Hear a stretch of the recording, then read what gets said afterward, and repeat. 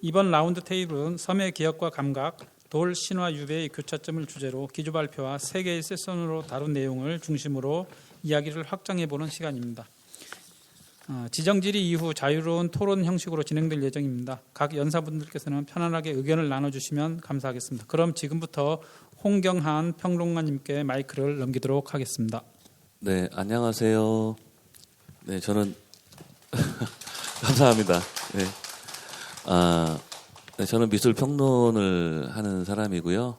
네, 오늘 와서 돌 문화, 그 다음에 신화, 유배에 대한 발제자 선생님들의 아주 섬세한 내용을 접할 수 있었고요. 많이 배울 수 있었습니다. 2026년 제5회 제주 비엔날레 사전 컨퍼런스의 발제는 모두 다 들으셨다시피 세 가지로 진행이 됐는데요.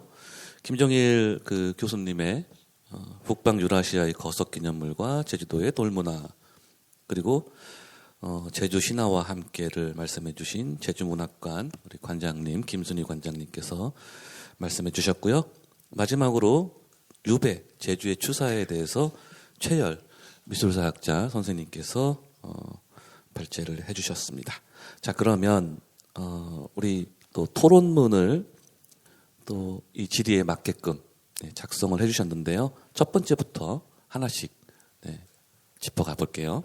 일단 김정일 교수님께서 북방 유라시아 거성 기념물과 제주도의 돌문화를 발제해 주셨는데 우리 정광중 제주대학교 교수님께서 제가 봤을 때는 앞에 부분은 생략하고 뒷부분에 세 가지의 질문을 해주셨어요. 이건 선생님께서 직접 한번 여쭤보는 게 어떨까요? 네. 김정일 교수님 반갑습니다. 저는 오늘 처음 뵙고요. 저는 제주도 돌문화에 대해서 주로 지역적인 관점에서 많이 연구를 해온 사람인데 교수님 좀 아주 글로벌한 차원에서 시각에서 다뤄준 북방 유라시아의 거석 기념물과 제주도의 돌문화와 관련해서 말씀해 주셔서 상당히 많은 공부가 되고 또 색다른 관점에서 또 생각할 수 있는 제주의 돌문화를 색다른 관점에서 생각할 수 있는 자극제가 되었다, 이렇게 말씀을 드릴 수 있고, 사실은 제가 원고를 받을 때는 오늘 굉장히 다양한 이미지 자료랄까 또 지도 자료 등을 포함해서 이제 설명을 해주셨는데, 그 이미지 자료나 지도 자료들이 포함이지 않은 한글 원문만 받아가지고 사실은 좀 이해가 좀 덜 되고 그리고 하고 싶은 얘기가 좀 있었는데, 오늘 교수님 발표하시는 거 보니까 문장하고 그 다음에 이미지 자료하고 이렇게 많이 매칭이 되고 또 궁금하던 게 많이 해소가 됐다, 이렇게 말씀을 드릴 수 있겠습니다. 그래서 그거는 주최 측의 잘못인지 처음부터 교수님이 바쁘셔가지고 이미지 자료는 첨부를 안 하셨던 건지 그건 좀 잘 모르겠습니다만, 어쨌든 그런 한글 원문만 보고서 제가 작성을 한 거기 때문에 중요한 부분만 제가 정리한 14페이지하고 15쪽이 되겠습니다. 그쪽을 한번 좀 읽으면서 좀 긍정적인 관점과 또 궁금해하는 질문과 관련된 부분을 몇 가지 좀 말씀드리도록 하겠습니다. 긍정적 관점에서 평가할 때 김 교수님의 논문은 먼저 제주도의 돌문화를 세계사적 맥락 속에서 새롭게 조명했다는 점이 매우 중요하다고 지적할 수 있겠습니다. 그동안 많은 연구자들이 제주의 돌문화를 섬 지역의 독특한 현상 정도로만 접근한 경향이 컸다고 말할 수 있는데, 김 교수님은 앞에서 지적한 것처럼 제주도의 돌문화를 유라시아 거성문화의 전통과 연결시키면서 문명 간 교류와 확산 가능성을 제시하고 있습니다. 따라서 김 교수님의 논제는 제주가 단순히 외딴 섬이 아니라 유라시아 문화권 속의 한 지점이었다는 시각을 제공하고 있습니다. 두 번째, 긍정적 관점에서 보면 돌이라는 물질을 단순한 재료로 보지 않고 기억과 상징 그리고 인간 행위의 매개체로 상정하여 접근했다고 하는 점입니다. 김 교수님은 돌의 물질성이라는 개념을 통해서 돌의 인간 문화 속에서 어떻게 에이전시, 즉 주체적 힘을 지닌 존재로 인식될 수 있는지를 설명하고 있습니다. 세 번째 긍정적인 관점은 제주의 고인돌 중에서도 특히 위석식 고인돌의 독자성을 강조하고 있다는 점입니다. 김 교수님은 제주의 고인돌이 한반도 본토의 단순한 모방이 아니라 도서 환경적 특성과 지역적 전통을 반영한 형태로 변형된 형태로 평가했습니다. 이 점은 곧 제주가 일방적으로 받아들인 문화가 아니라 자기 방식으로 재창조한 문화라는 참신한 의미로 받아들일 수 있다고 생각합니다. 궁극적으로 김 교수님의 논의는 제주 문화의 자생성과 고유성을 보여주는 흥미로운 해석이다 이렇게 말씀드릴 수 있을 것 같습니다. 이어서 좀 질문과 관련된 부분인데요. 몇 가지로 좀 축약해서 정리를 해봤습니다. 첫째로 돌문화를 전제로 북방 유라시아 지역과 제주를 연결하는 직접적인 고고학적 근거가 있다면 소개해 주셨으면 좋겠다는 생각이 듭니다.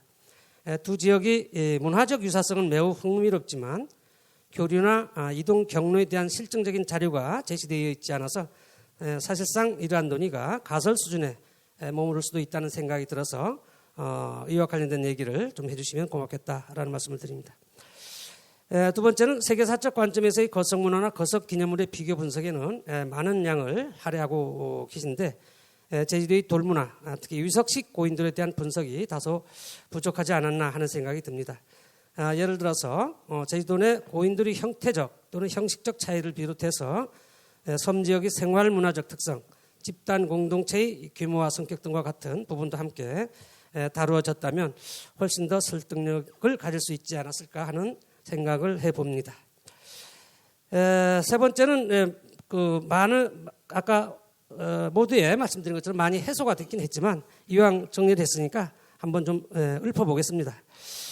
세 번째는 돌이 물질성과 에이전시 개념을 부각하여 강조한 점은 매우 신선하지만 실증적인 자료보다는 해석학적 상상력에 많이 의존한 부분이 크지 않았나 하는 점입니다. 다시 말하면 돌의 상징적 의미를 과도하게 부여한 나머지 객관적 근거는 조금 희미해지고 있다는 생각이 듭니다. 개인적으로 보면 그렇습니다. 결과적으로 이 점은 증거를 근거로 삼는 고고학적 접근이라기보다는 인문학적 사유에 더 가까운 접근이 아닐까 하는 생각을 하게 합니다. 그래서 이 3번 항목에 있는 세 가지 점을 보완한다는 관점에서 김 교수님의 답변 혹시 또는 추가 의견을 말씀해 주시면 고맙겠습니다. 저는 이 정도로 해서 마치겠습니다. 네, 정리하면 북방 유라시아 지역과 제주도를 연결하는 직접적인 고고학적 근거가 있냐, 이게 첫 번째인 것 같고요. 우리 교수님 생각에는 가설 정도 아닌가? 뭐 이런 판단을 하신 것 같습니다. 네, 교수님 잘 새겨 들으시고요. 두 번째는 제주도의 그 위석식 고인돌의 분석이 약간 아쉽다. 네, 이거에 대해서 생활문화적 특성과 공동체의 규모와 성격을 결부한 조금만 더 자세히 설명을 해주면 좋겠다는 게 두 번째인 것 같고요. 그 다음에 세 번째는 전반적으로 이제 돌의 그 상징적 의미를 조금 넘치게 부여를 한 나머지 객관적 근거는 그에 맞을 만큼 좀 있을까라는 궁금증을 이제 질문의 형태로 해주신 것 같아요. 네, 우리 교수님 생각은 어떠신가요? 네. 예, 그 질문 감사드립니다. 제가 처음 질문지를 받았을 때 제가 느꼈던 생각은 어떠한 고고학자들보다도 매우 고고학적인 질문을 주셨다라고 생각을 하고요. 그리고 질문 요지에 대해서 저도 개인적으로 공감하는 바가 크고요. 또 어떤 부분에 특히 두 번째 문제가 관련해서는 앞으로 제가 좀 더 깊은 관심을 가지고 연구를 진행해야 되겠다라는 생각을 하게 되었습니다. 일단 질문하신 것에 대해서 간단하게 제 의견을 말씀드리도록 하겠습니다. 첫 번째 질문 같은 경우에는 사실은 제주도의 어떤 선사문화와 관련해서 아주 핵심적인 근본적인 질문이 아닌가라고 생각이 듭니다. 아까 말씀드렸던 것처럼 고산리 유적 같은 경우에는 아직도 사실 한반도 신석기 문화의 형성과 관련해서 그 기원이 어떤 것인지 어떻게 유래된 것인지 그 고산리 토기에 대해서 특히 매우 많은 관심을 가지고 연구를 진행하고 있지만 현재 특별한 어떤 그 정답에 가까운 어떤 그럴듯한 가설은 현재 제시되고 있지 않은 형편입니다. 그럼에도 불구하고 이 제주도의 지성묘가 등장하는 시기, 아마 청동기 후기에서 아마 초기철기 시대 기원 한 300, 지원전 300년, 200년, 그리고 기원 전후한 시기가 될 텐데 위석식 지성묘는 아무래도 편년이 조금 연대가 늦은 걸로 지금 알려져 있는데 이 시기에는 기본적으로 발견되는 가지고 공반되는 유물들 또 이제 그 집자리 형태라든가 하는 것들이 한반도의 중남부 지역과 상당히 유사한 형태를 보이고 있습니다. 다시 말씀드려서 지성묘만 떼어놓고 본다면 그것이 지금 많이 이제 얘기되고 있지 않지만 남방기원설 주장하시는 분도 계셨고요. 이제 그러나 현재는 한반도의 어떤 그 중북부에서 시작을 윤영반도를 포함한 그 지역에서 시작을 해서 점차적으로 남쪽으로 이렇게 문화의 어떤 흐름을 방향을 보면 확산의 방향을 보면 이렇게 확산되어 가는 것으로 알려져 있는데 거기에 더해서 한반도 중남부 지역에서 발견된 여러 가지 그 송근이식 주거지를 비롯해서 원형 주거지를 비롯해서 이러한 주거지들 그리고 유물의 어떤 형태를 비교해 봤을 때 한반도의 그 상당히 유사한 형태를 보이고 있다는 점에서 지성묘도 그것과 같은 어떤 그 문화의 흐름 확산된 과정에서 같이 유래된 것이 아닌가 추정을 할 수 있지 않을까 생각합니다. 이와 관련해서 조금 더 첨언해서 말씀드리면 현재 한국에서는 국내 국악에서는 그 지역적 특성, 그 확산 과정 이것에만 관심을 갖고 있고 특히 내륙을 중심으로 한 그 한반도를 중심으로 한 그런 데에 대해서 연구를 많이 진행하고 있는 반면에 최근에 소위 이제 도서 지역, 해안 지역 또 해역 이런 개념을 가지고 해영을 통한 뭐 이런 그 문화의 교류 확산 이런 어떤 거점 또 무역항 이런 것에 대한 연구들을 활발히 진행하고 있습니다. 그런 관점에서 제주도가 굉장히 중요한 역할을 당연히 할 수밖에 없었고 향후 좀 더 많은 이제 유적 그리고 조사가 이루어진다면 제주도가 갖고 있는 그런 중요한 위상에 대해서도 훨씬 구체적으로 접근할 수 있지 않을까 생각을 합니다. 두 번째 문제와 관련해서는 사실 선생님 지적이 맞습니다. 이게 저뿐만 아니라 그 제주도에 있는 고고학자들 그리고 고인도를 지성을 전공한 고고학자들이 주로 한반도 아까 말씀드렸듯이 이 중남부에 있는 특히 남부 지역을 중심으로 해서 묘역식 지성묘라든가 여수라든가 이쪽 지역의 호남 지역이라든가 이쪽 지역의 지성묘의 연구를 집중하고 있고요. 제주도의 지성묘에 대해서는 형태 그리고 형식 분류 그리고 그 분포 이 정도에만 관심을 갖지 실제로 지성묘와 관련한 그런 집단의 규모라든가 또 어떤 계기를 통해서 그런 지성묘들이 만들어지는지 그리고 그것이 어떤 기능을 하는지 역할을 하는지에 대해서는 많은 연구를 진행하고 있지 못하고 있는 형편입니다. 그래서 향후 좀 더 많은 그 연구와 함께 유적 조사와 함께 그런 방향으로 연구가 진행되어야 될 것으로 생각을 하고요. 선생님께서 그런 과제를 주신 것이 아닌가 생각을 합니다. 그래서 저도 그런 부분에 좀 더 관심을 가지고 연구를 진행하고자 합니다. 물론 이제 한반도 남부의 어떤 묘역지성묘와 관련된 여러 가지 이야기들을 말씀드릴 수가 있는데 오늘은 주제에서 벗어난 얘기이기 때문에 그것은 다음 기회로 미루도록 하고요. 세 번째 경우에서는 20세기 초반에 소위 언어학적 전해라고 하는 링귀스틱 턴이라고 하는 게 있었습니다. 그래서 그것을 통해로 기회를 위해서 뭐 구조주의라든가 또 철학에서 언어 철학, 분석 철학 등이 이제 그 활발하게 논의되는 계기를 마련할 수 있었는데 21세기 2000년대 들어와서 최근에 소위 머치럴 턴이라고 하는 물질적 전해라고 하는 그리고 물질 안에서의 어떤 그 온톨로지컬 턴이라고 하는 존재론적 어떤 그 전해라고 하는 따라서 물질 자체가 갖고 있는 그 존재론적 의미에 대해서 본격적으로 문제를 제기하기 시작했습니다. 물론 거기 이면에는 뭐 하이데거라든가 아까 저 기조 강연에서 말씀드렸던 들루에즈라든가 가타리라든가 또는 이제 브루노 라토라고 하는 이러한 여러 그 철학자들의 이론가들의 사상들이 이론들이 많이 도입이 되고 있는데 즉 결론은 문제를 제기하고 있는 문제는 뭐냐면 돌이라고 하는 것이 인간에게서 어떤 의미를 갖고 있는 사물이라고 하는 것이 어떤 의미를 갖고 있느냐라고 하는 질문입니다. 따라서 그러한 사물의 속성, 물질적 속성을 연구하는 그런 자연과학적 방법에 더해서 그 형태와 뭐 푸코가 얘기했던 방식과 같이 그 사물의 형태나 수, 크기를 가지고 과거를 설명하는 방식에서 더 나아가서 그것이 인간에게 무슨 의미를 갖고 있는지 어떠한 관계를 맺고 있는지를 이제 연구하기 시작했습니다. 거기에 가장 중요한 소재로 당연히 그 돌이 등장을 했고요.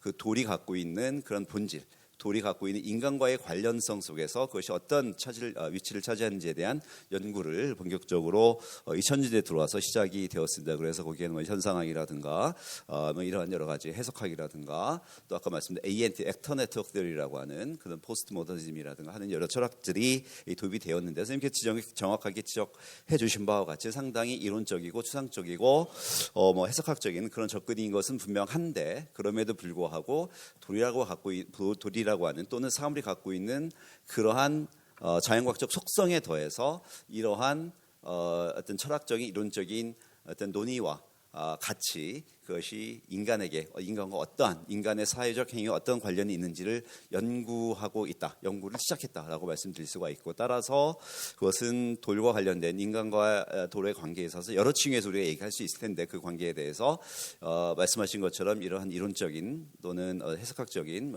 현상학적인 논의들도 더불어서 같이 이렇게 돌과 인간과의 관계에 대해서 많은 시사점을 던져줄 수 있지 않을까 생각을 합니다. 그래서 어떤 한 층위에서 연구라기보다는 다양한 다층적인 연구가 필요하고 따라서 이러한 다층적인 어떤 관점에서 돌과 인간과의 관계 또 사물과 인간과의 관계를 연구해 가는 것이 향후 어떤 그 고고학에서의 굉장히 중요한 과제가 아닌가 생각이 되고요. 사실은 올해 그 저번 주에 있었던 고고학 전국 대회에서도 바로 이러한 사물과 인간 그리고 돌과 인간과의 관계에 대해서 핵심 주제로 그걸 키워드로 해서 주제 발표가 있었다라고 말씀드릴 수가 있고 그런 관점에서 선생님께서 굉장히 중요한 지적을 해주셨고요.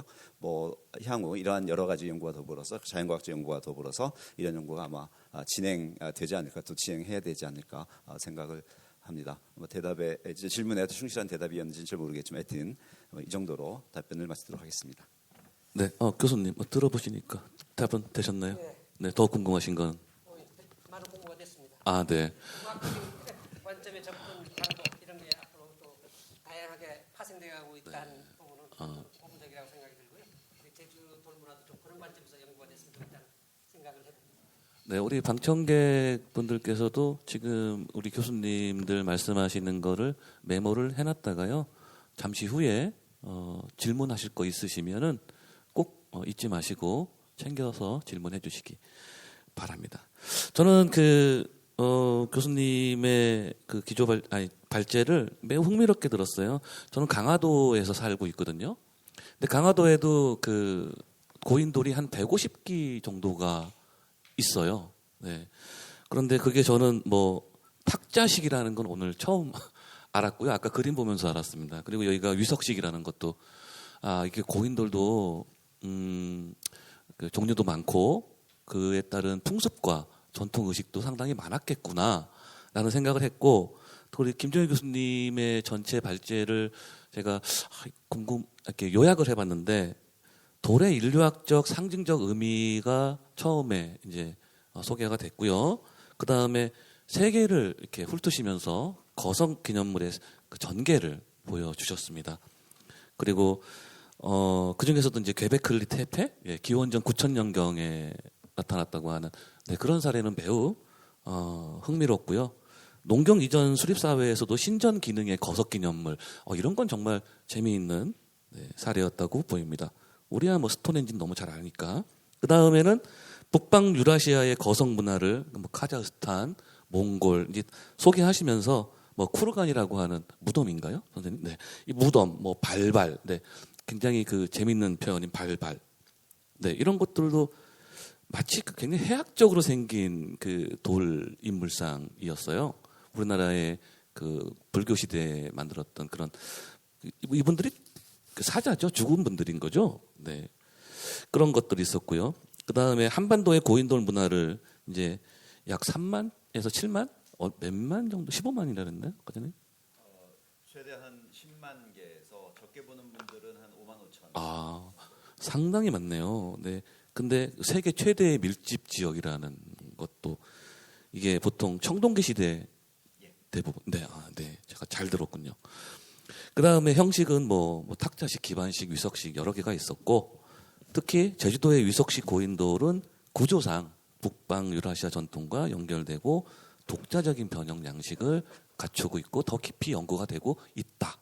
이렇게 저는 해석을 했는데 그래서 저는 궁금증이 사실 하나 있었어요. 북방 유라시아의 거석 기념물 이 전통이 어떻게 한반도와 특히 제주도의 위석식 고인돌로 변형이 정착되었는가. 사실 저는 그게 좀 궁금했었는데 아까 교수님께서 우리 교수님의 질문을 답을 하시면서 연구가 되고 있고 진행 중이고 거기에 대해서는 조금 더 깊은 학술적 바탕이 이루어져야 된다는 말씀을 하신 것 같아요. 맞나요, 선생님? 네, 네.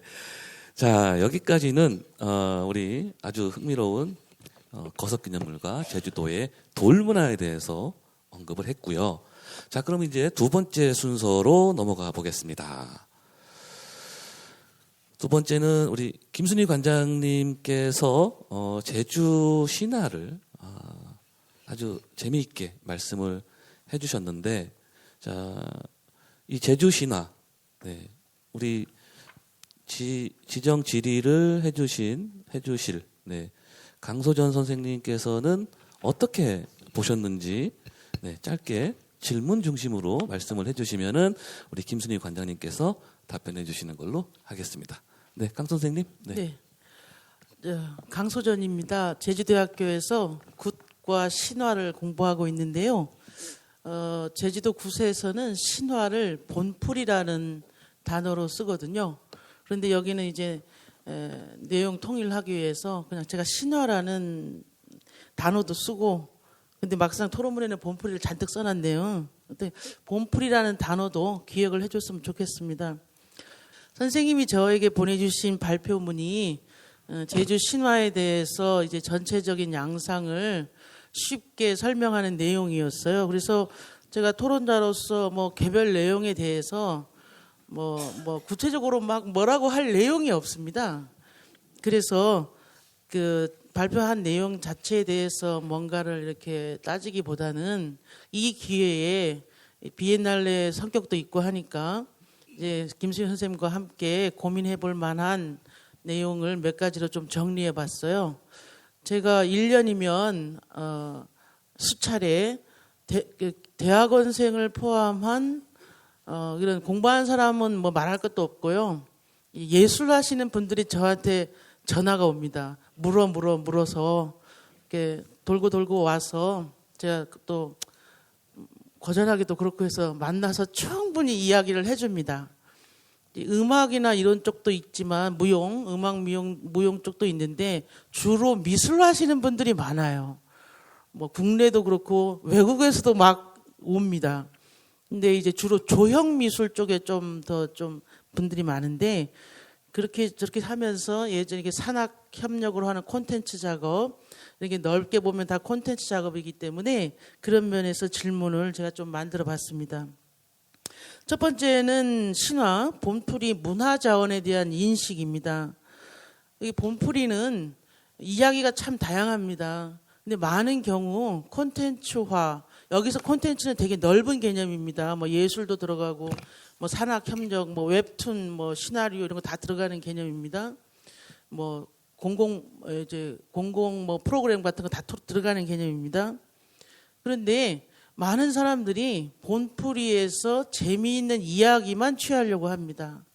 근데 실은 본풀이는 선생님, 네. 제가 궁금해서 그러는데 네. 본풀이가 뭐예요, 정확하게? 본풀이가 신화입니다, 신화. 아, 신화가 네. 본풀이에요? 본풀이는 네. 본 더하기 풀입니다. 본이라는 것은 내력을 말하고 풀이는 말 그대로 푸는 거죠. 그러니까 내력을 풀다. 누구의 내력? 신에 대한 내력을 푸는 거죠. 그래서 본풀입니다. 그러면 그 신방들이 할 때 행인가요? 네네. 네. 그러면 제가 영상에서 보니까 신방들이 뭔가 이렇게 막 읊더라고요. 네. 그리고 이제 장단에 뭐 맞춰서 네.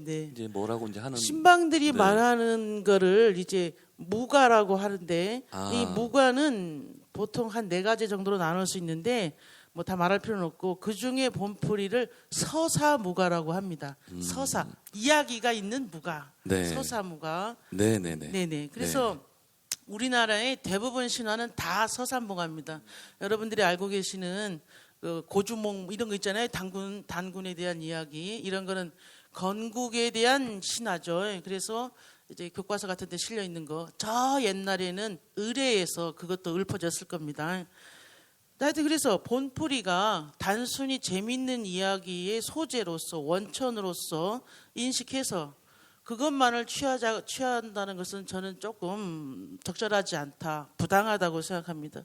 본풀이는 구비전승물이요, 신앙, 민간 신앙과 관련되어 있습니다. 현재도 살아 있습니다. 현재도 지금 이 시간에도 어느 집에서는 아마 강림차사가 왔다 가고 있는 중일 겁니다. 엄연한 본풀이의 속성이 있는데 그것은 애써 도외시하고 재미있는 이야기만 취한다. 그것은 저는 부당하다고 생각하고요. 요새 무슨 우리가 의문의 한 100회쯤 제가 당하고 있는데 그 무속, 미신 또 요새 좀 시끄럽잖아요. 그래서 전국의 전통적인 무당들이 그리고 그 무속을 연구한 연구자들이 의문이 한 100회쯤 당하고 있습니다. 전통적인 무속은 그렇지 않습니다. 그래서 그 구비전승물이자 신앙문화의 상관물이라는 것을 인정하고 그래서 본풀이의 재밌는 이야기를 때때로 취해서 우리가 문화자원을 이제 갖고 나가야 된다 이렇게 생각합니다. 그 속에 제주도의 역사, 문화, 구비 철학도 다 들어 있습니다.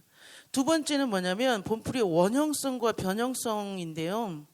원형도 중요하고 변형도 중요합니다. 우리가 원형이라고 알고 있는 것도 변화 속에서 생긴 것이죠. 지금 원형이라 하는 것도 저 옛날에는 아니었을 수도 있습니다. 이게 무형문화유산이다 보니까 누대에 걸쳐서 된 건데 원형과 변형을 서로 욕하지 말고 앞으로 상생하는 프로그램을 만들어야 되는데 그 원천을 제주 본풀이의 세계 아카이브 같은 그런 거를 해보면 좋겠죠. 그 할리우드에서 마블 유니버스 뭐 있잖아요. 그 MCU 그거 해가지고 엄청 돈 벌어먹잖아요. 그런 것처럼 우리도 당연히 할 수 있습니다. 그러니까 콘텐츠 차원에서는. 그래서 원형 전승과 변형 창출이 상호작용할 수 있는 공공 프로그램을 만들어야 된다는 거죠. 개인이 하는 거야 누가 뭐라고 하겠습니까? 공공 프로그램은 원형과 변형의 조화가 필요한데 그동안 본풀이 자료 수집을 하느라고 제주학의 많은 연구자들이 악전고투를 하면서 했는데 언제까지 개인의 희생만으로 그걸 다 정리할 수가 없습니다. 그러니까 이제는 공공에서 그런 아카이브를 구축해야지 니네들이 해놓은 자료를 기증하거라. 그러면 그거를 가지고 아카이브를 만들겠다. 이거 진짜 사상 누각입니다. 제가 저보고도 기증하라는 사람들이 있는데요. 기증하면 정리를 못합니다. 그쪽에서 뭐가 뭔지 몰라가지고. 기증한 사람이 정리해야 될 판입니다. 정말 그런 상황입니다. 진짜. 세 번째는 본풀이를 비롯한 무형문화유산의 현대적 활용인데요. 이제 앞으로 잘해보자는 얘기인데요. 그 두 번째 문단을 제가 읽겠습니다. 대중은 유산에 대해 축적된 기록을 재편집하거나 재해석을 요구합니다. 재편집은 전문 학술 정보에서 벗어나 대중이 쉽게 이해하고 활용할 수 있도록 다양한 버전을 기대합니다. 그러니까 뭐 연구자 버전, 초등학생 버전, 뭐 청소년 버전, 뭐 웹툰, 산업협력 그 관련 창작자 버전 뭐 이렇게 버전을 기대합니다. 게다가 제주 방언이 생소하고 접근이 어렵기 때문에 누구나 읽을 수 있도록 표준어역까지 원합니다. 제주도 사람도 제주 방언을 잘 모르는 시대 아닙니까? 그러니까 일반 육지 사람은 더 모르겠죠. 그래서 표준어역까지 하라고 합니다. 그래서 제가 오랫동안 본풀이를 채록을 해서 채록이라는 것은 이제 자료를 얻는 겁니다. 전사라는 걸 합니다. 전사라는 건 우리가 이어폰 꽂고 받아쓰기 하는 거예요. 굉장히 힘듭니다. 쉬운 일이 아닙니다. 전사하다가 전사할 판이죠 지금. 그래서 엄청 힘들게 전사 자료집을 내놓으면 책 받는 사람들이 저한테 이야기합니다. 이거 우리 보고 어떻게 읽으라고. 표준어까지 하면 제가 늙어 죽습니다. 시간도 없고요. 저도 벌어먹고 살아야 되니까. 자, 무형문화유산을 항목마다 일목요연하게 정리한 요약본을 원합니다. 이걸 간단히 딱 축약해가지고 써먹을 수 있는. 그러니까 콘텐츠 쪽에 있는 분들은 당연한 요구일 수 있습니다. 왜냐하면 그분들이 곧 연구자는 아니잖아요. 자, 두 번째 재편집은 유산의 원형성을 널리 알리는 데 효과가 있습니다. 한편 두 번째입니다. 재해석은 유산의 변형성과 밀접합니다. 재해석은 시대적 인식에도 영향을 받습니다. 앞서 언급한 문화관광이나 문화예술 콘텐츠는 재해석의 여지 속에서 미래의 부가가치를 창출하고자 합니다. 이러한 경향 속에서 무형문화유산을 효율적으로 잘 활용할 수 있도록 기록들이 친절하게 잘 분류 정리돼 가지고 각 서랍장마다 들어있기를 원합니다. 우리 무슨 한약방 같은 데 보면 한약 재료 넣은 그 무슨 뭐 있잖아요. 종류별로 서랍 있잖아요. 되게 많이 된 거. 그런 것처럼 딱 열면은 신의 노정기가 쫙 정리돼 있고 딱 서랍 하나를 열면 신화에 나타난 동물 쫙 한 서랍장에 열면 신화에 나타난 뭐 식물 이런 식으로 딱딱딱 써먹기 좋게. 그러니까 콘텐츠 쪽에서는 이런 걸 당연히 원할 겁니다. 물론 저희도 하고 싶은데 몇몇 우리가 지금 현장 연구에서 체력하는 사람은 많아야 3-4명이거든요. 할 수 없습니다. 늙어 죽어도 할 시간이 모자랍니다. 자, 네 번째 본풀이 전승과 활용을 위한 저변 확대인데요. 이것도 간단히 정리해서 얘기하겠습니다. 공공기관, 공공 분야에서는 협력 시스템이 필요합니다. 너 따로 나 따로 JDC에서 하는 신화지구 따로 돌문화공원도 여기도 신화 바탕이죠. 따로 다 따로 놀면 예산이나 여러 가지 필요한 자료들이 다 중복되거나 좀 서로 엇갈리게 됩니다. 제가 각종 회의, 자문회 이런 데 가서 그렇게 얘기를 많이 했는데도 뭐 별로 되는 게 없어서 앞으로는 자문회 안 갈까 생각 중입니다. 그러니까 공공 관련해서는 서로 협업 시스템이 필요하다 이런 생각이 들고요. 원형적 공간도 남아 있습니다. 신당 원형적 공간이죠. 그다음에 의례 아까 성당 본향 당꾼 나왔는데 성당 본향 당꾼 아직도 합니다. 원형적 공간도 아직 살아 있어요. 변형적 공간도 지금 막 생기고 있습니다. 따로따로 놀지 말고 뭔가 큰 그림을 그릴 필요가 있다 생각합니다. 그 다음에 네 번째 주제의 두 번째 문단은 뭐냐면, 자, 봄풀이가 중요하다고 많은 사람들이 얘기하지만 실제 제주도민들도 봄풀이가 뭔지 잘 모르는 사람이 훨씬 더 많습니다. 우리의 이야기인데 우리가 봄풀이가 뭔지를 모르니 다른 사람한테 말하기는 더 어렵습니다. 그러니까 제주도 사람들한테 봄풀이에 대한 원래 의미, 그다음 문화 자원으로서 활용 가능한 거에 대한 느낄 수 있게끔 교육 프로그램이 됐든 뭐 홍보 프로그램이 됐든 어떤 그런 프로그램들이 필요합니다. 우리 스스로 봄풀이를 잘 알고 그것이 우리 스스로 이야기해온 역사이고 그것이 우리 마을과 우리 탐나국이든 뭐 전부 다 합쳐서 우리 스스로에 대한 기록임을 알 때 우리 스스로 사랑해야 다른 사람도 사랑합니다. 우리가 사랑하지 않는데 어떻게 다른 사람들이 사랑하겠습니까?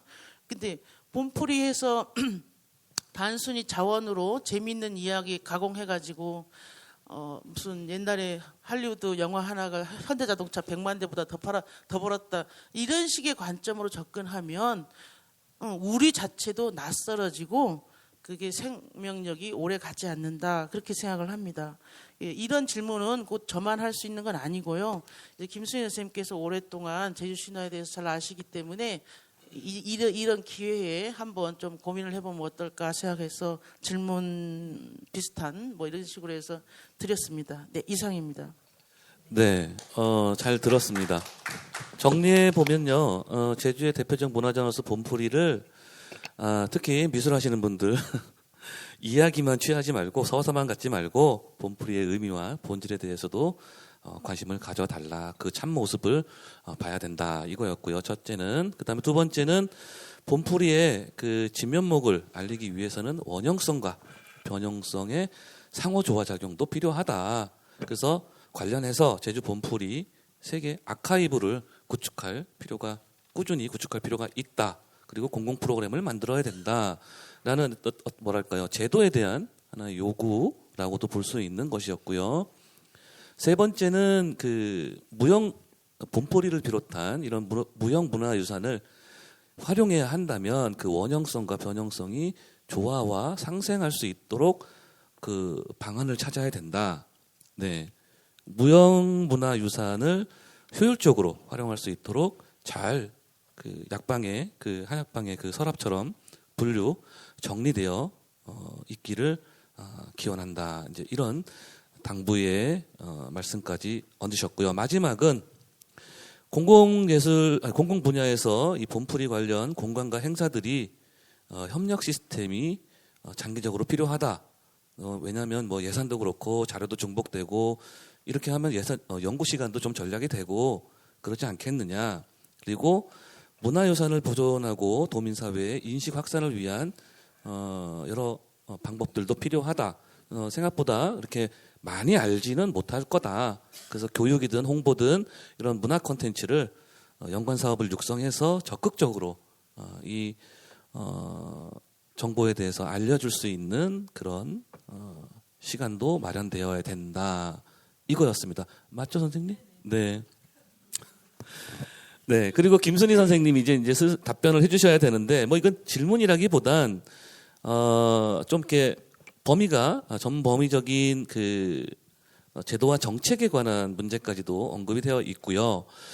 저는 이제 이거와는 살짝 결이 다르게 김순희 선생님께서 발표하신 그 발제문을 갖고 제가 정리를 해봤는데, 예, 요 상황을 이제 그 갖고 토론을 이제 말씀해 주시면 될 것 같습니다. 물론 우리 강수정 선생님 얘기도 언급해 주시면 되고요.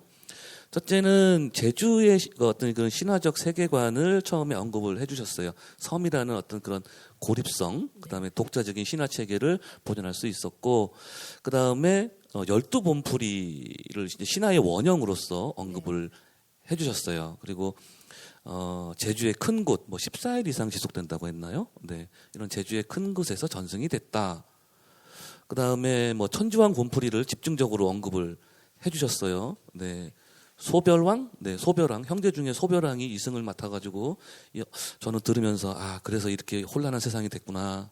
네, 그 생각도 했고 아주 재미있는 곰풀이의 12 곰풀이를 들을 수 있었습니다. 그리고 세 번째가 조상 신화와 본향 당신 신앙이었는데 가문의 조상이 신격화돼서 마을 신으로 발전하고 특히 현시 1월 네, 서슬퍼런 그 이야기가 오싹할 정도로 네, 서문 하르방 얘기도 있는데 그거는 시간이 없어서 네네 말씀을 못 하셨는데 좀 이따 해주고 싶으면 해주셔도 됩니다. 재밌을 것 같아요.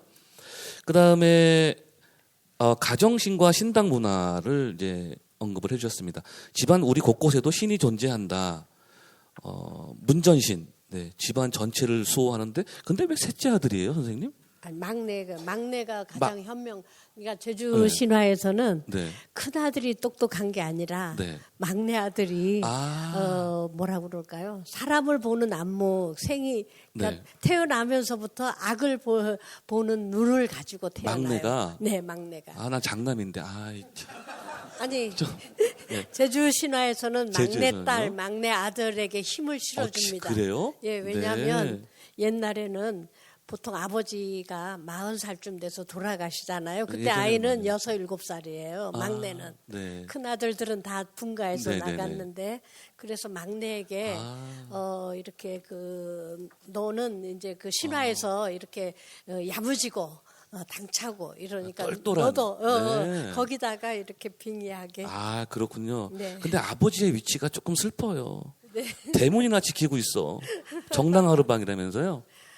아유, 뭐 눈먼 남자가 현대에도 있습니다. 자기 자식은 내버리고 남의 자식 키워주는 나쁜 놈들 있잖아요. 그래. 네. 그리고 선생님께서 이제 시간 관계상 이제 짧다 보니까 언급을 안 해주신 부분도 있는데 발제문에는 있습니다. 제주의 신은 인간과 바위, 나무, 바람 등으로 변신하는 영원한 존재로 남아 있고 신당 대부분은 개방된 구조로 되어 있기 때문에 인간과 소통하는 공간이다. 네. 그 상징이다. 그리고 대표적인 유물로 내와 땅 무신도. 네네. 네. 이런 부분도 언급을 해주셨으니까 우리 발제문을 귀하게 다시 한번 나중에 읽어보시면 될 것 같고요. 선생님 제가 질문 하나만 드릴게요. 우리 네네. 강수정 선생님 질문과 포함해서 대답해 주세요. 네. 그 제주의 신화는 왜 여성 중심의 신앙 구조로 형성되었나요? 아까 잠깐 사실 말씀을 해주시긴 해주셨어요. 네, 우주의 중심이 여자이기 때문에. 저는 오히려 그 섬이라는 그 환경, 척박한 환경 생존 조건, 그 다음에 그 여성의 오래전부터 부여됐던 역할, 예. 또 정신 세계가 이 신화의 주체로 자리 잡은 게 아닌가 생각을 했거든요. 예. 네, 우리 그렇습니다. 관장님의 의견은 그러면 좀 들어볼까요? 네, 그 아까 선생님이 본풀이에 대해서 본풀이부터 먼저 말씀드리겠습니다. 신의 본은 신의 근본은 풀면 풀수록 영험함이 나타나고 훌륭함이 드러나는데 인간의 본은 풀면 풀수록 비루함과 저속함이 나타난다. 그래서 구슬할 때 그 신당에 관련된 신의 본풀이부터 먼저 싹 풀어서 신을 찬양해 주고 신을 찬양해 주는 게 이 본풀입니다. 네네. 그러니까 어려움을 극복하고 이제 이제 마을을 위해서 또는 가족을 위해서 헌신한 극한의 위기 상황을 잘 극복해서 제주의 신들은 신격을 얻습니다. 그러면 관장님, 네. 그거를 대신 읊어주는 그 서사무가를 해주시는 신방은 정말 대단한 존재네요. 예, 그래서 제주 신화에는 신화가 있고 신화의 현장인 신당이 있고 그걸 전달하는 신방이 있고 이 3요소가 있는데 지금 제가 강소전 박사 잠깐만 소개할 거예요.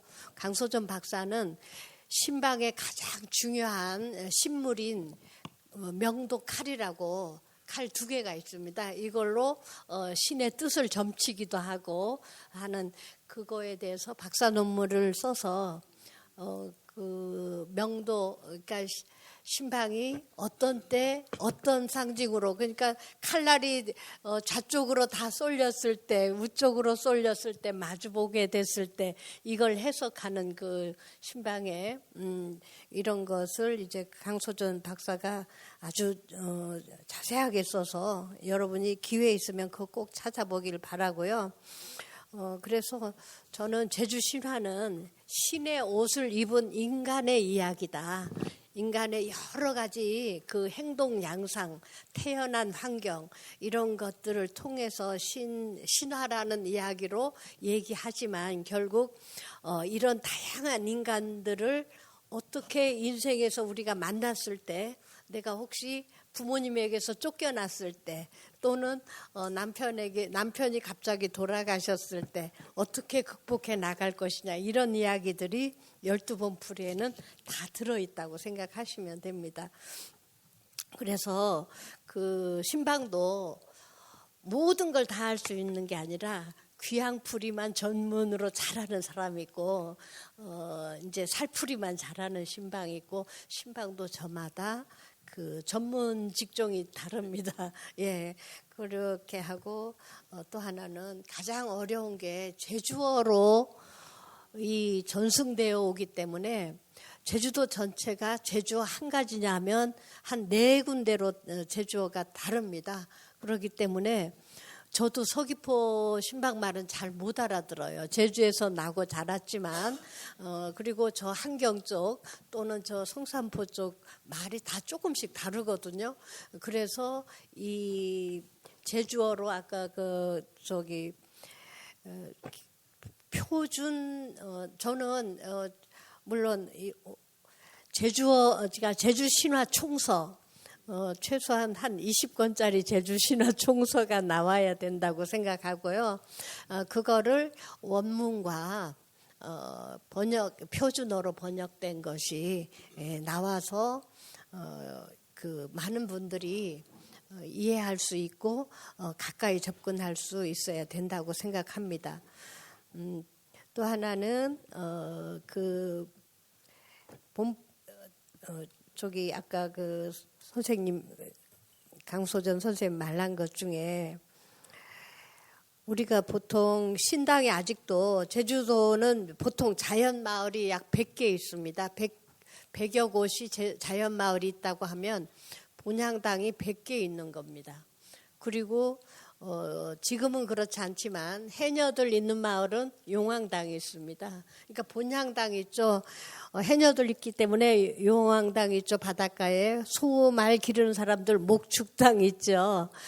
그 다음에 애기 못 낳거나 애기 자꾸 아프는 애기들을 위한 삼승할망당이 있고, 또 옛날에는 피부병이 제주도는 그렇게 많았습니다. 그래서 허물할망당, 피부 그러면 보통 5개잖아요. 한 마을에 5개면 500개죠.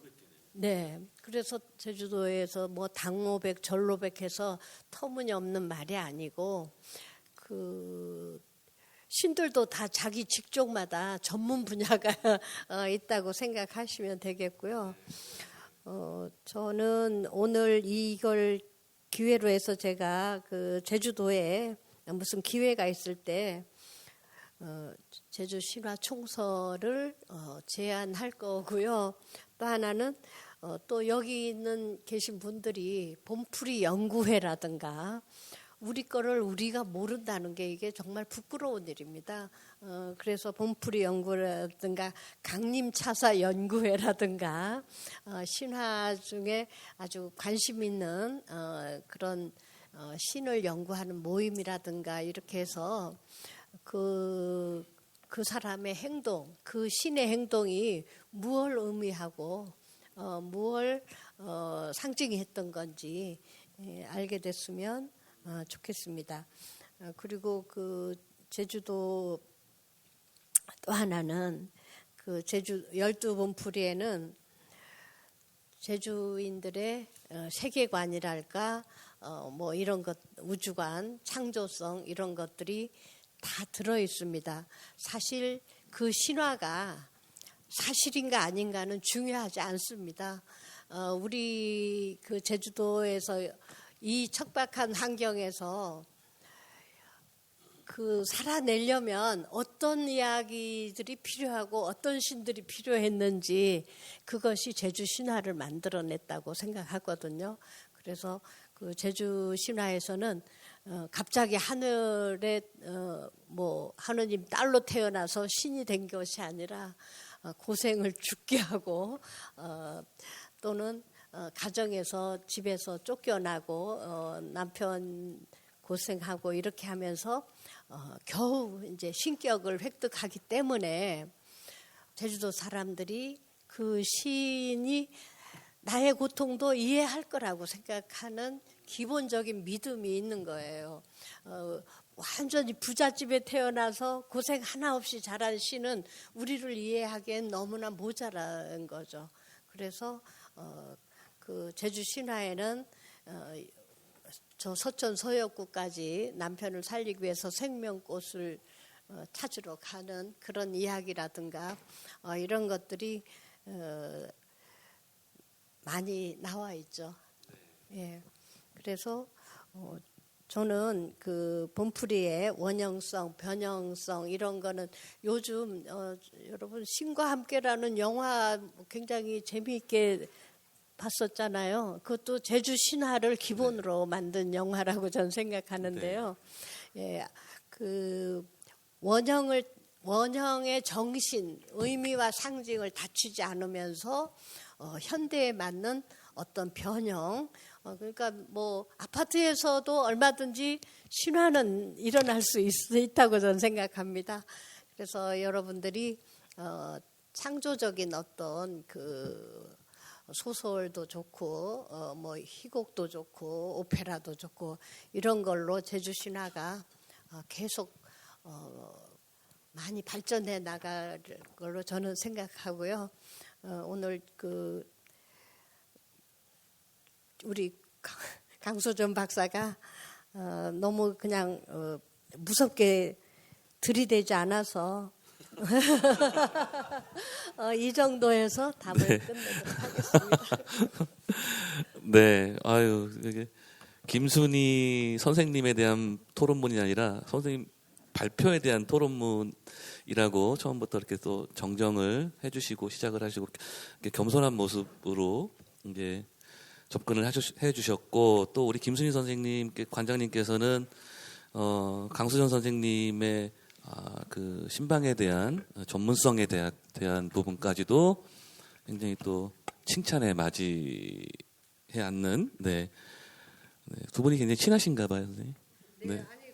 북한에 가보면 항상 계세요? 그러세요. 자, 그러면은 김순희 선생님, 관장님의 내용을 저는 이렇게 요점을 정리할 수 있을 것 같습니다. 신화란 신의 옷을 입은 인간의 이야기다. 궁극적으로는 그거였고요. 그 다음에 제주 신화는 그러니까 신화라는 건 신당과 신방과 합쳐져서 이 3요소로 만들어지는 거다. 그 다음에 바램이 있다면 제주 네 군데로 그 언어가 지금도 뭐 서귀포의 언어는 잘 이해 못하는 경우도 있을 만큼 나눠져 있기 때문에 뭐 제주어 표준 번역서라고 할까요? 뭐 이런 거라도 좀 있으면 좋겠다. 이제 연구가 돼야 되지 않느냐. 그리고 선생님의 다짐도 말씀해 주셨어요. 제주 신화 총서를 난 20권 낼 거다. 네. 네. 그럼 제주도가 내야죠. 그렇죠. 네. 좋은 연구자들이 많으니만큼 네. 도 차원에서 이런 건 정도는 이제 나왔어야만 되는 거다. 늦었감이 있지만 이제라도. 네. 자, 그리고 우리 것을 알아야 된다. 부끄럽다. 그런 거 모르면 이제 그래서 뭐 본풀이 연구회 등 이런 게 있으니 조금 더 관심을 갖고 다가섰으면 좋겠다. 네. 이런 또 하나의 바람도 말씀해 주셨습니다. 네, 그러면 김순희 선생님께서 발제해 주신 제주 신화와 관련된 발제는 이제 토론자분과 이야기를 마치는 걸로 하고요. 네. 이제 마지막은 우리 최열 선생님께서 이제 유배로 발제를 해주셨는데, 네, 저는 이렇게 받아들였어요.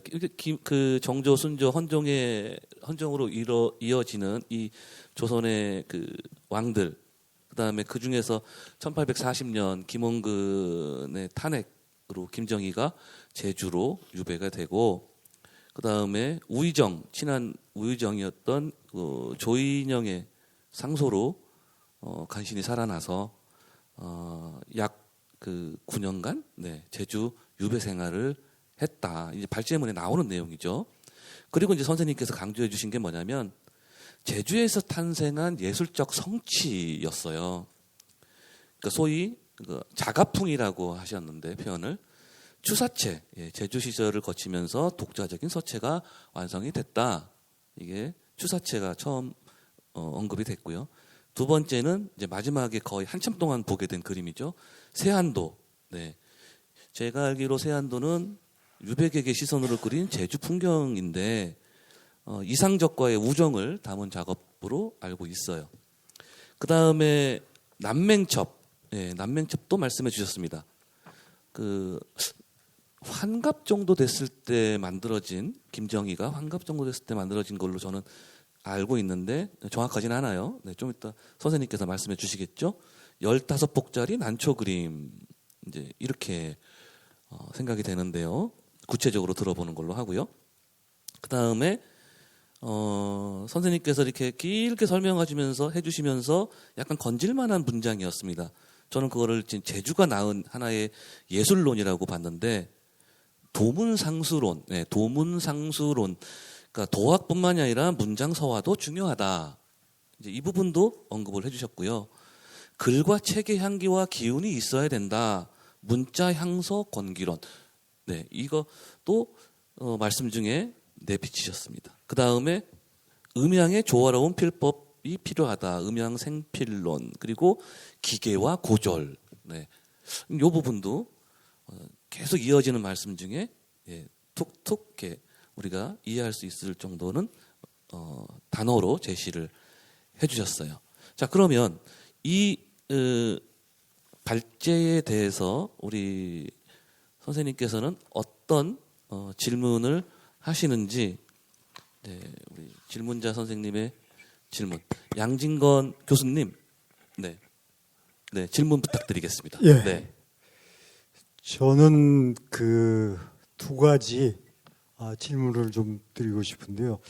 우선은 그 비엔날레 관련해서 질문이고, 하나는 이제 전혀 그 추사를 얘기할 때 논의되지 않는 천주교 문제에 대해서 좀 질문을 드리고자 합니다. 우선 대개 이제 추사에 대해서 9년 동안의 그 유배에 대해서 얘기하면서 제주도가 아니었다면 추사가 있을 수 없다고 이제 최여 선생님이나 유영준 선생님이 자꾸 얘기하시는데 그렇죠. 근데 이제 그 추사가 9년 동안 여기 있는 동안에 그가 이제 대부분의 고위 유배객들은 배수첩이라고 현지 여성과 집안을 이루게 되는데, 이 양반은 55세 그리고 9년이라는 긴 유배 생활에도 불구하고 여자를 두지 않습니다.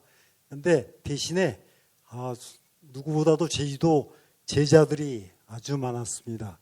그 추사의 성과 중에 여러 가지 이제 앞뒤 잘라서 세안도 추사체만을 얘기할 때 제주도 제자들이 전혀 논의되지 않는데, 저는 그 추사와 제주도 사람들, 제주도 제자들과의 관계에 대해서 추사의 성과가 그들 덕분에, 어쩌면 그들 때문에 나왔다고 해도 과언이 아닐 만큼 굉장히 제주도 사람들과의 관계가, 특히나 아까 최여 선생님도 추사가 성격이 굉장히 좋지 좀 이상하다는 얘기했는데 맞습니다.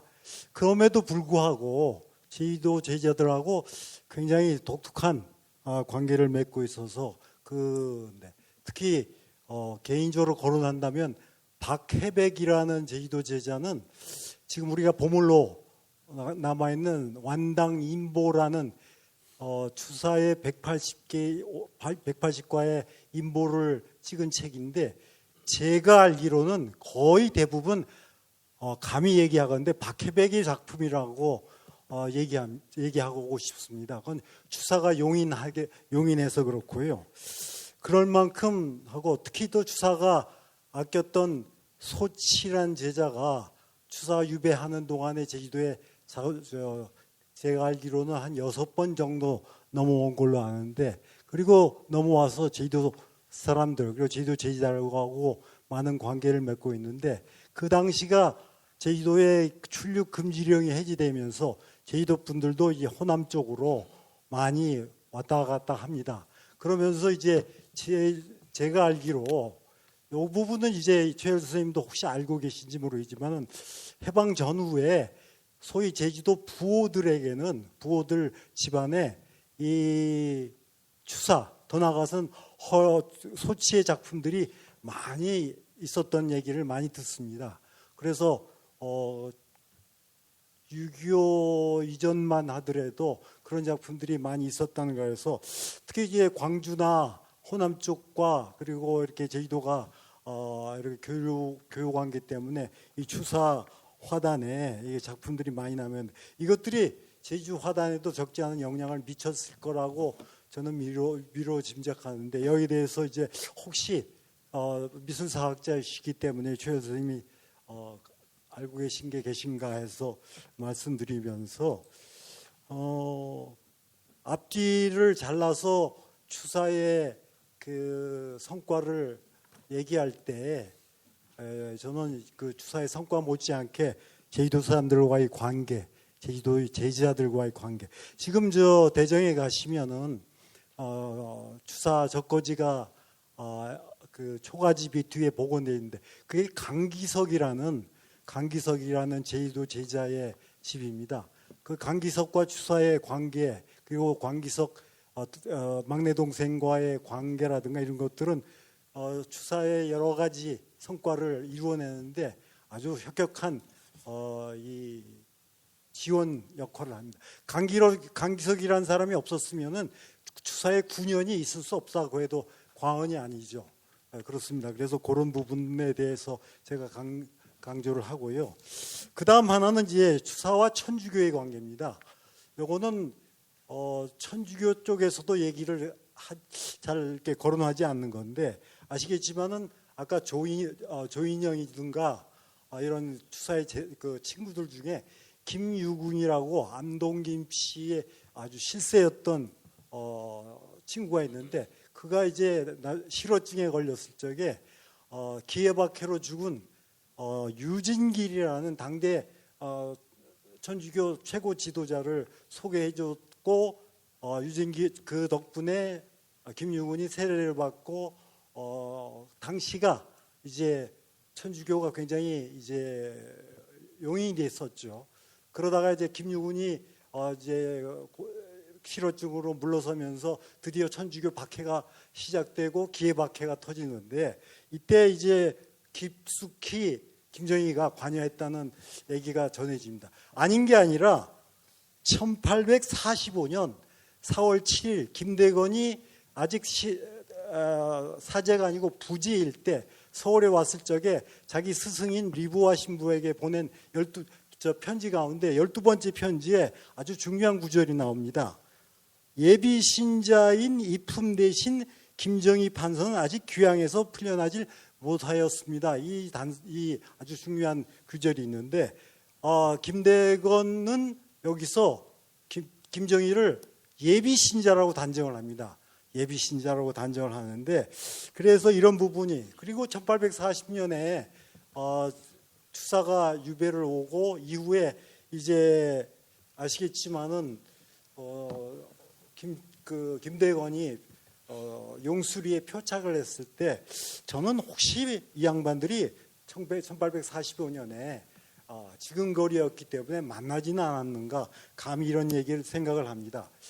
이 밖에도 추사의 그 주변을 보면은 천주교와 뗄래야 뗄 수 없는 여러 가지 흔적들이 보이는데 특히 아까 말씀드렸지만은 김대건의 편지가 결정적인데 혹시나 이 추사에게 천주교가 혹은 서학이 미친 영향에 대해서 최 선생님이 아시는 건 없는지 이렇게 개인적으로 궁금하고 이 부분은 여러분들한테도 저희나 이제 숙제로 한번 던져두고 싶고요. 더욱이 오늘 제주도에서 열리는 비엔날레라서 이 제주도 사람들의 그리고 제주 제자들의 입지를 조금 더 강조하고 싶어서 제가 질문과 함께 이런 것도 있구나 하는 것들을 여러분들한테 말씀드리는 겸해서 이렇게 마이크를 잡아봤습니다. 예, 감사합니다. 네, 우리 양진건 교수님의 질문은 뭐 두 가지로 핵심으로 요약이 될 것 같아요. 뭐 박해백이나 소치, 허련 이런 그 추사와 관계됐던 제자들, 네, 그 관계가 그리고 혹시 그 영향을 받은 건 없겠느냐라는 게 첫 번째 질문인 것 같고요. 두 번째는 네, 천주교죠. 천주교나 혹은 그 서학이 추사 예술에 미친 영향에 대해서는 혹시 더 제공할 정보가 있느냐였습니다. 네, 선생님 맞죠? 네. 자, 그러면 우리 최열 선생님, 네, 여기에 대해서 네. 양진건 선생님 건 이제 제가 그 추사 공부를 쭉 하면서 제주 부분 할 때 글을 여러 편을 제가 구해서 읽었어요. 그래서 이제 많은 부분 또 이렇게 반영도 하고 뭐 안 한 부분도 있겠지만 그랬습니다. 그리고 이제 질의문을 전에 저한테 보내줬더라고요. 이게 미술관 측에서 쭉 보니까 제가 답변하거나 이 질문이라기보다는 이제 선생님이 알려주시는 거죠. 그래서 그 두 번째 덩어리는 이제 되게 소개해 주시는 여러 이제 이런 자리에서 소개해 주시는 걸로 그렇게 하고 제가 뭐 답변을 하고 이럴 건 아닌 것 같고 다만 그 제주에서 이제 유배 생활을 하면서 제가 기억이 나는 거예요. 편지를 통해서 당시에 이제 그 자신의 후원자인 권돈인 나중에 영의정도 하고 이제 그 자기는 유배 와 있지만 자기를 후원해주는 권돈인이라고 하는 아주 굉장히 훌륭한 분이 계신데 조인영도 그렇지만 편지를 아마 주고받았나 봐요. 거기에 대해서 그 이양선, 그러니까 서양 배들이 자꾸 그 제주 근해에 왔다 갔다 하는 것에 대해서 이제 뭐 이런저런 내용을 이야기를 하시는 게 있어요. 물론 이제 그 이양선하고 지금 우리 양 선생님께서 이제 이야기하시는 김대건 신부의 편지에서 그 천주교 신자 여부 이런 이야기들하고 직접 관련은 없습니다.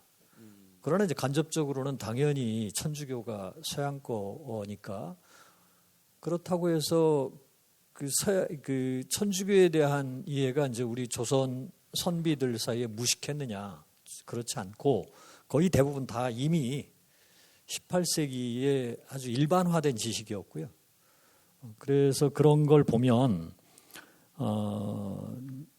어떤 연관이 있지 않을까? 근데 그 이상 제가 공부를 할 수가 없어서 어떻게 더 이상, 그래서 그냥 멈췄죠. 그 제가 쓴 주사 김정희 평전에 이 부분은 이제 멈춰 있는 부분.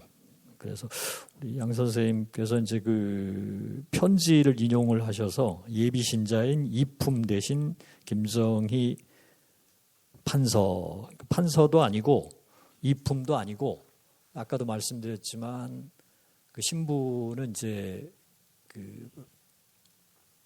그러니까 판서가 아니라 그 밑에 차관, 요즘으로 말하면 차관급. 그러면 이품이 아니죠, 당연히. 이품은 이제 당상관으로 저 그 뭐 재산까지 올라가야 되니까. 그래서 이런 부분들에 대해서는 앞으로 그 깊이 있는 연구들이 좀 더 지속되는 것, 이런 걸 기대하는 게 좋겠다. 이런 생각이 들었습니다. 이건 답변이 아니에요. 그냥 저 같은 연구하는 동료로서 그런 생각이 들었다는 얘기. 그다음에 이제 첫 번째는 그 배수첩 얘기하시고 그래서 재미있었는데 저는 추사 유배 그리고 제가 공부하는 유배객들 뭐 많지는 않은데요. 이 부분은 저는 관심이 없었습니다. 또 있었다고 해도 제가 연구하는 대상들은 전부 현지 철을 뭐 어떻게 이런 조달하고 이런 선비들은 없었어서 김정희 아버님이 김노경 거기는 이제 판서 당상관까지 막 쫙 올라가시고 굉장하신 분이었죠. 근데 그분이 이제 추자도 유배를 와서 기억이 안 나는데 2년 반인가 3년 사셨는데 그때는 그 아들 큰 아들이죠. 추사 김성희가 수종 따라갔어요. 함께 배송을 했죠. 그래서 같이 계속 함께 같이 계셨는지 왔다 갔다 좀 하셨는지 그것까지는 잘 모르겠는데 이런 식으로 그런데 이제 거기다가 대놓고 딴 여자를 데리고 이러지는 않았지 않았을까? 그죠? 전혀 의심해 본 적이 없어요. 추사 또 이제 다른 사람 다 빼더라도 추사의 경우. 그리고 이제 그게 중요한 건 아주 지금 그 제주의 이제 제자들 그 김구호라든지 요건 오히려 제가 양진건 선생님 이제 연구 글들을 많이 이제 읽어서 헤아리고 이제 그런 부분이에요. 그 뒤에 구체적으로 이제 아느냐라고 저한테 물어보셨잖아요. 해방 전후까지도 제주 구호들이 그 소치 허련 작품을 많이 갖고 있었다. 실제 그렇죠. 허련은 아주 짧은 기간 서울에서 아주 짧은 기간 제자였어요.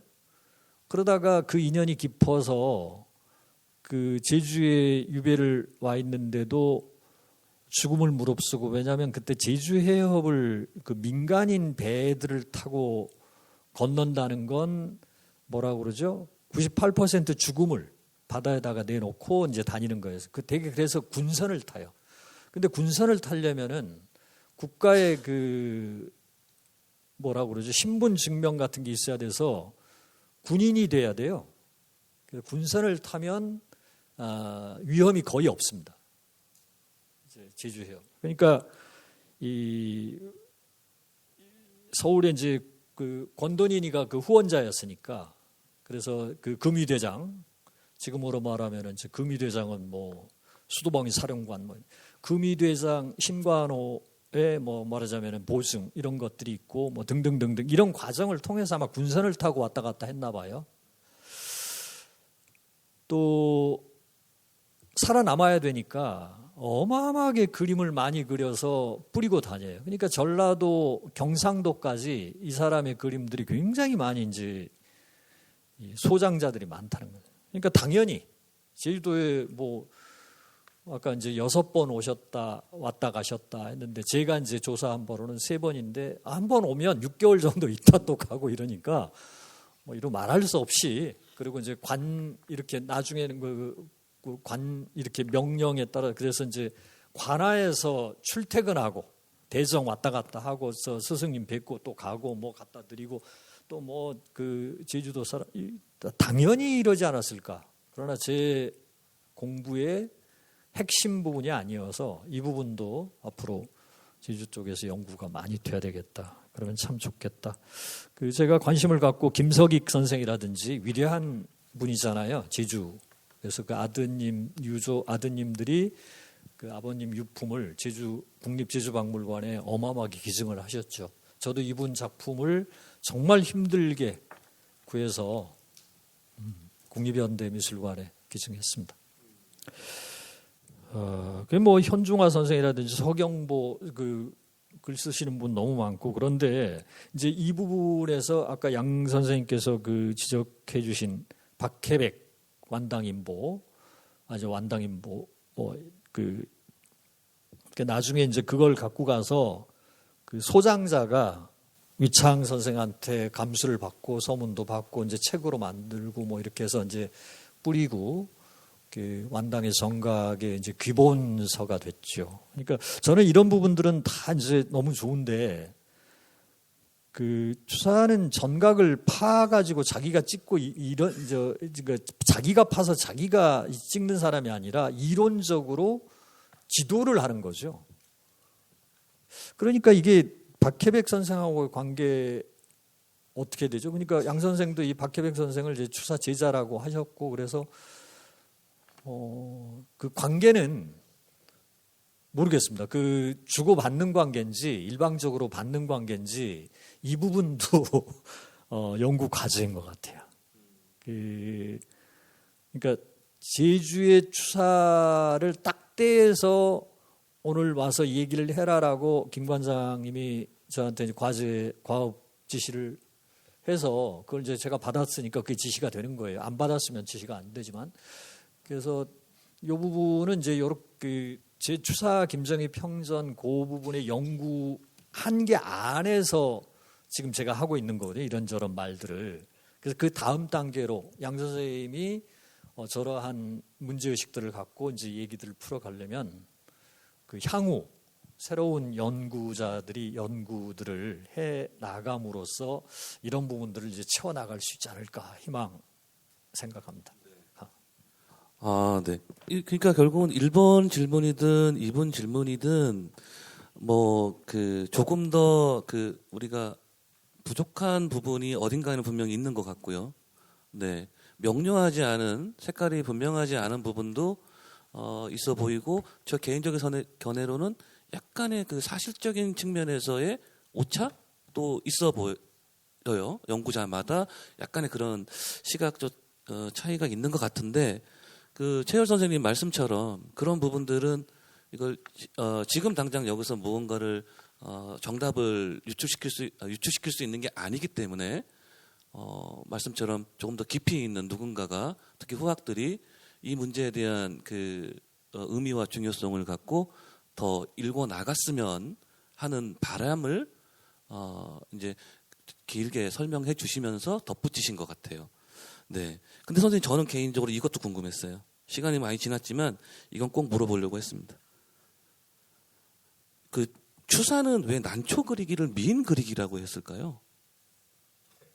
그리고 청나라 여성화가 9명에 대한 굉장한 집착이 있어 보이던데 그 9명이 누구예요, 선생님? 엊그제 대구 간송미술관에 갔다 왔는데 그 삼청첩이라는 제목을 가지고 조선 후기 그러니까 그 타는 이정 묵죽화가거든요. 왕족인데 그 임진왜란 당시에 왜구라고 마주쳐서 오른파 원래 이제 오른손잡이인데 오른팔을 칼을 맞아가지고 그래서 오른손을 못 쓰고 이제 왼손을 쓰는데 살아남았죠. 이후에 그 왼손으로 대나무만 그립니다. 그러니까 이제 이게 굉장한 그 자체가 하나의 묵죽이에요. 그러니까 인간이 묵죽인 거죠.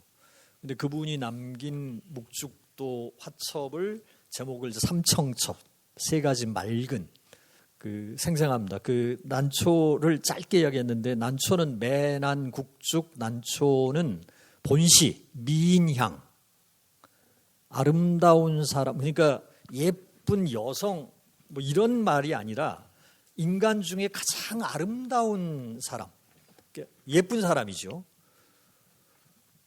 난초 선이 식물로도 보면 곡선이잖아요.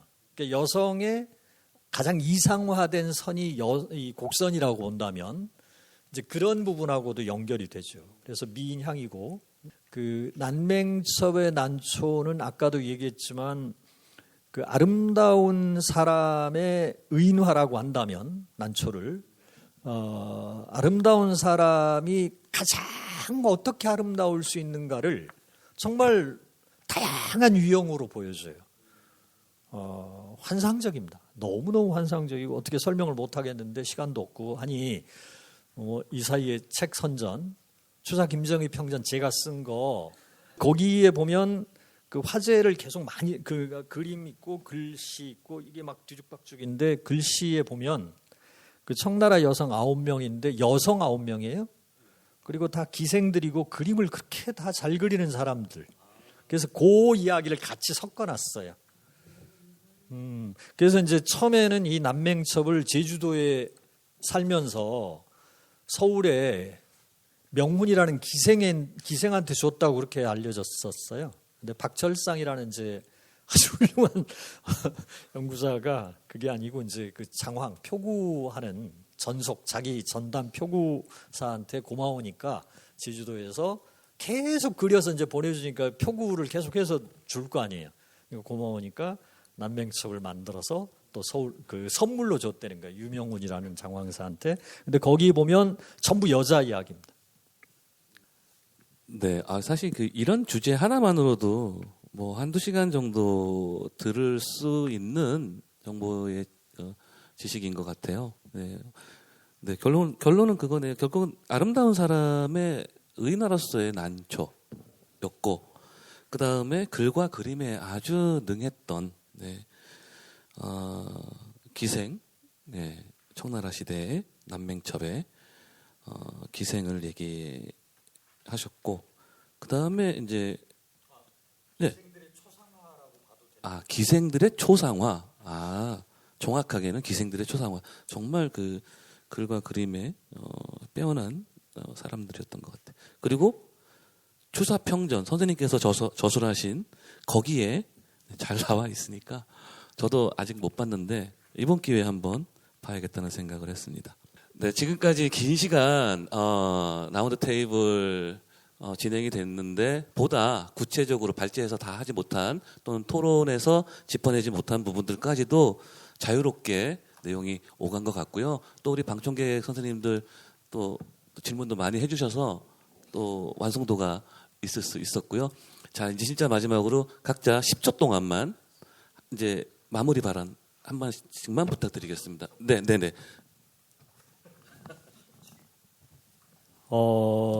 제가 제주와 관련된 책을 2권을 썼고요. 그 옛그림으로 본 제주하고 그 옛그림 따라 걷는 제주길. 그다음에 이제 간접적으로 관련된 게 이중섭 평전, 추사 김정희 평전.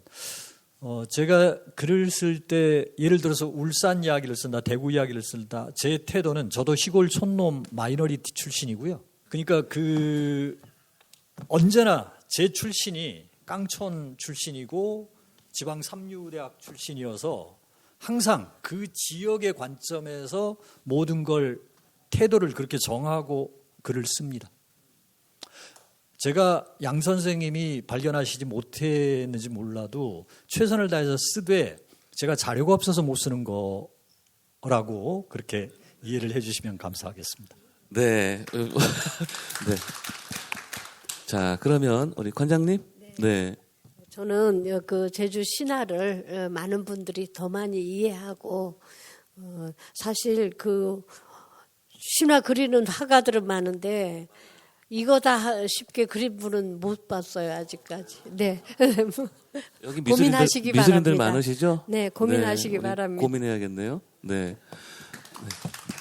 네, 교수님. 이번 발표로 뭐 이제 마무리가 될 줄 알았는데요. 잔뜩 숙제만 과제만 안고 가는 것 같습니다. 하여튼 주신 오늘 뭐 우리 질문자 선생님 또 청중 분들 주신 말씀 잘 기억을 해서 다음번에는 본격적인 논문으로 이렇게 말씀드릴 수 있는 기회를 갖도록 하겠습니다. 감사합니다. 네, 감사합니다. 네, 교수님. 네.